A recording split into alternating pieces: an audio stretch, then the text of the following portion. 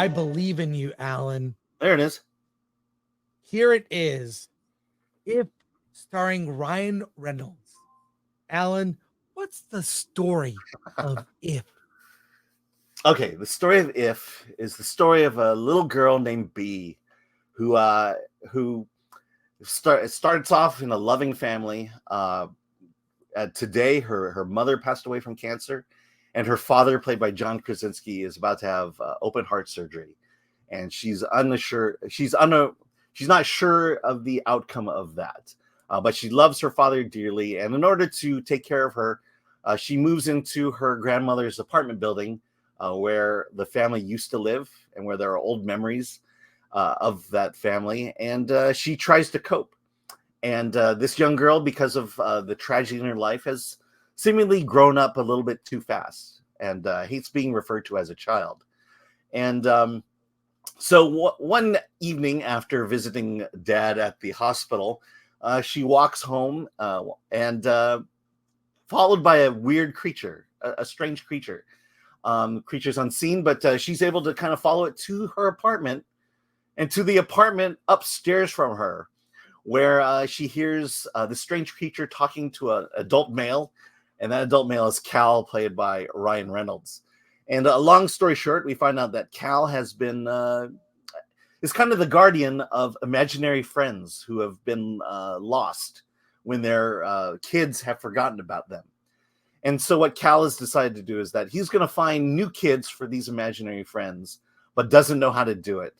And that's where B comes in. She decides, hey, I'm going to help you.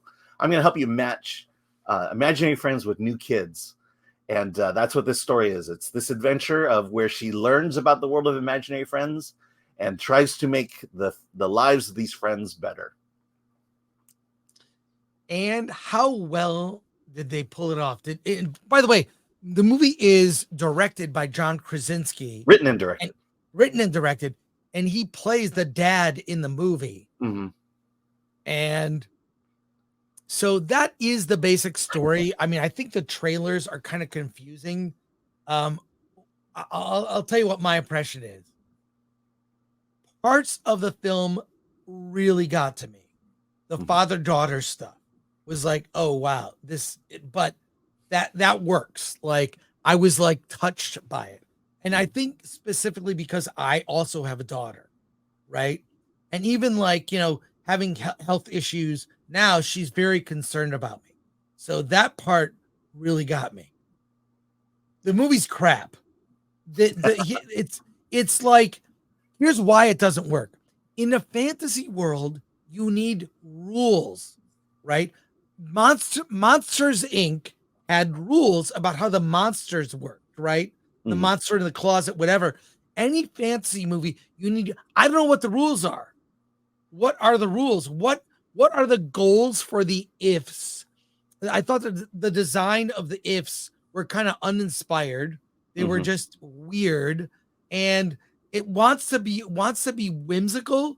It does not work at all. I was like annoyed. I'm like, any fantasy movie has a set of rules. Now you can change the rules. You can add a rule at the last minute. There were no rules. In Back to the Future, if he doesn't fix what's happening in the 50s, you can see he's disappearing. He's slowly, the pictures of his brother and sister are fading in the picture. There's nothing like that. No rule of like, I don't know what the ifs want. I don't know what the characters want. I don't know what the goal is. And, it's not specifically told that John Krasinski's character is it heart surgery. He's just in the hospital. Do they say heart surgery? Well, I mean, I'm assuming it's heart surgery because you assume it's a broken heart. A broken heart, right? Yeah, and I'm assuming that. The other thing is he's in there for several days, and yet they don't put him in the hospital gown. Yeah, that doesn't make sense. And he has this whimsical thing. He's trying to be lighthearted with his daughter. Yeah. It doesn't work. I mean, but the one thing is, I will give credit. The lead actress, the girl B, really good. She is the spotlight of this movie. She gives an amazing performance. And really good. She outshines Ryan Reynolds in this movie. True. And I thought Ryan Reynolds was okay. He's like very toned down for him. And by the way, I knew you would be happy about this. There's a little Asian boy. Yes, who can't act. I'm glad of you course, said that. and of course, there's Aquafina. You gotta look. Oh, Movies like this either have to have Aquafina or Pedro Pascal in it. yeah, it seems like a requirement now. The Yeah, the celebrity voice talent was off the charts. yeah, and I Like think Matt Damon, Bradley Cooper, Vince Vaughn, Louis Brad Gossett Pitt. Jr., his last performance. Yeah, Okay, Jon yeah, Stewart, uh, Sam Rockwell. yeah. Brad Pitt and George Clooney.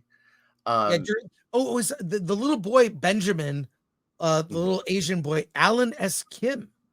Oh, He was in good. that movie a couple years ago. Where Okay. I remember that Well, movie. the lead actress was Young Ray in episode 7. Yeah, yeah. Yeah. So Okay. no, he was Well, in Minari. He was in Minari. Alan Kim. okay. That's right. So, Amy Schumer does a voice. Anyways, of course, but the but movie. but here's let me respond. Let me just comment Please, about okay, the okay. rules. But if you look at the poster here, there's like a little flaming marshmallow Marshmallow. there. There's a sunflower. There's this thing. There's a weird ghost there. Um, I mean, to me, when I think of imaginary friends, I don't think of these things. You Yeah. know, there's a character that's a glass of water with an ice cube in it. That's to me those are the little things that kind of take you out. They're trying to create whimsical characters, but I don't buy them as imaginary friends that kids have. Yeah, yeah. Maybe I'm too old to have, but these things just don't seem like imaginary friends to me, except for Blue here. You need, even in fantasy, you need rules. Mhm. It's in science fiction, fantasy. This is how the world works. You might have a last minute, oh, you didn't know this? Well, here's a new rule. Like, oh, that's fine. That's okay. It was never clearly defined what the rule is of this universe. And also, it was pointed out to me by my daughter. This is a complete ripoff of a TV show called Foster's Home for Imaginary Friends. It's the concept. It's exactly the same concept. Interesting. Never heard of that show. Well, I haven't either. It's a kid show, and this is sort of the thing is, you see it reaching for the stars. This movie reaches for the stars. It tries so hard. It doesn't work. Yeah, It's I mean, I'll not. say the moral at the end, I'm still kind of wrestling with it, trying to figure out what exactly what the deal was. I mean, I kind of understand the main point regarding B there, but in terms of this world of imaginary friends, I don't understand how we got there through the movie. Right. The other thing is, I feel like this movie would have been a better independent film than a big Hollywood film. Yes. I think this is way overproduced. I think you have too many big name stars in it to kind of distract you from it. And the other thing is Ryan Reynolds, his character just feels out of place because you're not looking at Cal in this movie. You're looking at Ryan Reynolds in this movie. Precisely. And he just seems out of place in it. And that's why I'm saying I feel like this movie would have been much better as an independent film where you have lesser known actors doing all of the roles. Right. And the other thing was like actual wait, let me point this out. Like actual voice actors. I'm sick of this trend of using big celebrities in voice roles. There is a talent, skill to voice acting, and voice actors being supplanted for celebrity cachet is lame. Like it's being overused, like celebrities being used as hosts in game shows and reality shows. Like there's there's a reason voice actors exist. There's a reason, when you look at like the great voice actors, in cartoons and animation, there's a reason they always work. They do.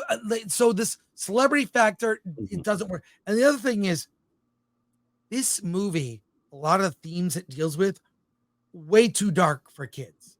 I can't imagine any kid liking this. Like, you know, the other thing is, wait, no spoilers, but you learn that the mom died, never explained. So you cut to them, you cut to the little girl as a kid, she's playing with her parents, everything's whimsy and whatever. And then years later, mom's dead, dad's in the hospital.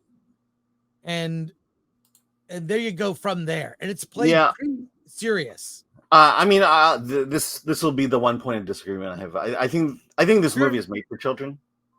I don't think this is by any means an adult film in terms of. I think everything is geared toward children and young children, and you know, and I'm not saying it's doing a good job reaching them, but I think it's made for them. All the characters here, I think, you know, is meant to kind of you know, tickle the you know, make kids laugh basically. Yeah. And you know, and the ending, I think kids might struggle with it, but I think they'll get it. And no, I don't think it's too dark for children. No, you know, I think we underestimate children on these things sometimes. There were a couple of kids at the screening I was at. They seemed bored.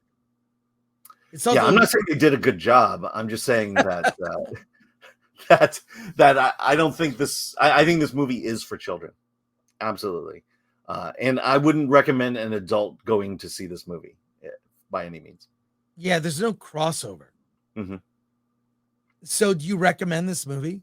I give it a bare recommendation. I put my review up on Film Thread. It's a 6. It's there's just enough for kids. I can see myself taking my young daughter to this, but that's about it. It's a non-recommend for me. I give it a 4 out of 10. And I wanted to like it. I really like John Krasinski, obviously from The Office, directing A Quiet Place. He's a talent. I don't know what he was thinking with this movie. Well, I mean, it's a story he came up with. I'm pretty sure, you know, this is the benefits of being in the Hollywood system, is you come up with a story and they'll give you money to make it. Yeah, well, there we are. We slightly disagree, but a bare recommend from you, a non-recommend from me. Make of that what you will.